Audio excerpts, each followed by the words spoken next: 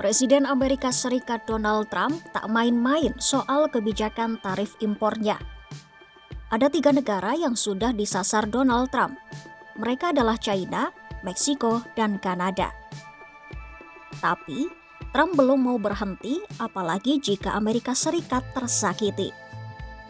Presiden Amerika Serikat ke-47 itu sudah siap meladeni aliansi negara berkembang seperti BRICS jika mau bermain api dengannya.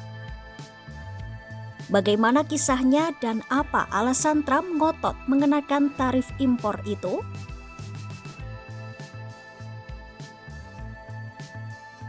Selain untuk menyelamatkan ekonomi Amerika Serikat yang tercatat mengalami defisit perdagangan dengan banyak negara, Trump memiliki alasan lain mengapa ia menandatangani penerapan tarif tinggi atas barang-barang impor dari Kanada, Meksiko, dan China.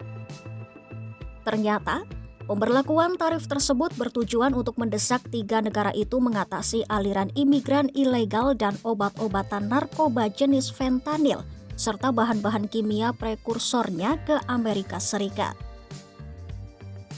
Trump menyebut, sebagai presiden, dia perlu melindungi warga Amerika Serikat untuk memastikan keselamatan semua orang, terutama dari bahaya narkoba.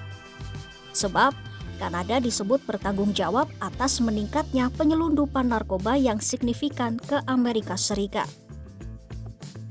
Trump juga menuduh narkoba itu masuk melalui Meksiko, sementara China dituduh sebagai negara yang memproduksinya.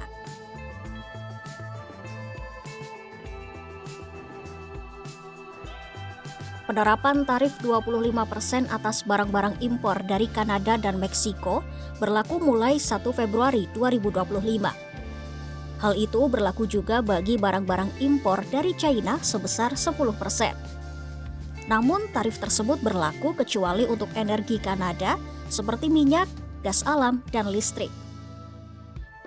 Tarif bea masuk untuk energi dari Kanada dipatok lebih rendah yakni 10%. Tarif itu pun berlaku mulai 4 Februari 2025. Tak tinggal diam, Meksiko dan Kanada pun telah menyatakan bakal membalas tegas atas kebijakan tarif dari Amerika Serikat.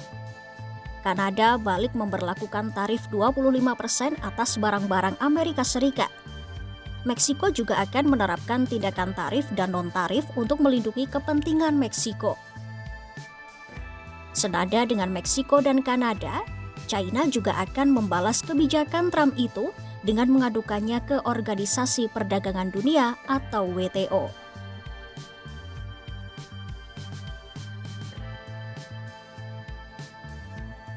Menurut para ekonom, jika kenaikan tarif impor berjalan, maka perekonomian Amerika Serikat akan ikut terganggu karena semua rantai pasok mulai dari energi, mobil, dan makanan akan bergejolak. Biaya impor yang lebih tinggi juga kemungkinan akan mengurangi pengeluaran konsumsi dan investasi bisnis. Bahkan, diperkirakan inflasi Amerika Serikat akan naik sebesar 0,7% pada kuartal pertama tahun 2025 sebelum mungkin berangsur-angsur mereda. Kenaikan itu pun bisa menjadi ganjalan bagi Trump sebab Trump berjanji bakal menjinakkan inflasi Amerika Serikat. Saling serang kenaikan tarif impor antar negara alias perang dagang juga bisa membuat dunia bisnis tegang dan menunda investasi.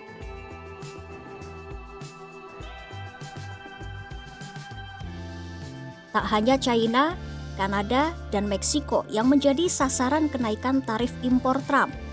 Ternyata, Trump juga sempat mengancam akan mengenakan tarif kepada Kolombia. Tak tanggung-tanggung, awalnya Trump mengancam akan memberlakukan tarif 25% untuk Kolombia, lalu naik jadi 50%. Bahkan, Trump juga menyatakan niatnya akan mengenakan bea masuk pada negara-negara anggota Uni Eropa.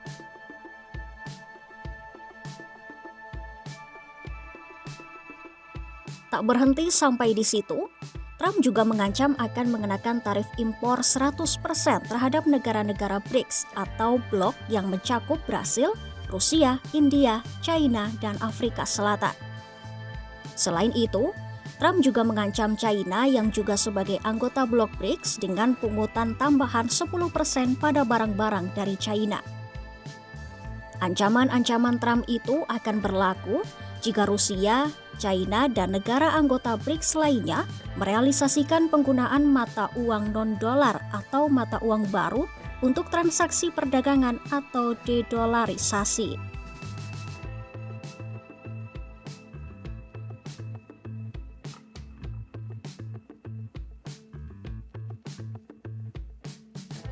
Juru bicara Kremlin Dmitry Peskov menegaskan, tidak ada pembahasan di kalangan negara-negara BRICS untuk menyiapkan mata uang sendiri.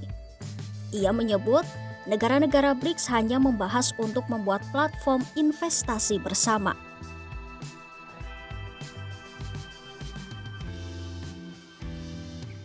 Namun, di sisi lain, pemerintah Rusia telah mengembuskan wacana pembentukan mata uang BRICS dan mendapat dukungan dari sejumlah negara termasuk Brasil sejak tahun 2022. Penggunaan mata uang tersendiri oleh negara-negara BRICS itu diyakini bermanfaat sebagai platform kerjasama baru di antara mereka, mulai dari efisiensi transaksi lintas batas hingga inklusi keuangan lebih besar yang dipandang akan mendorong integrasi ekonomi lebih baik. Sebab, selama beberapa dekade, dolar Amerika Serikat menjadi mata uang yang mendominasi sistem perdagangan dan keuangan global, bahkan menjadi mata uang cadangan banyak negara. Kini, tinggal menunggu waktu. Apakah Amerika Serikat benar-benar akan merealisasikan ancaman tersebut terhadap BRICS?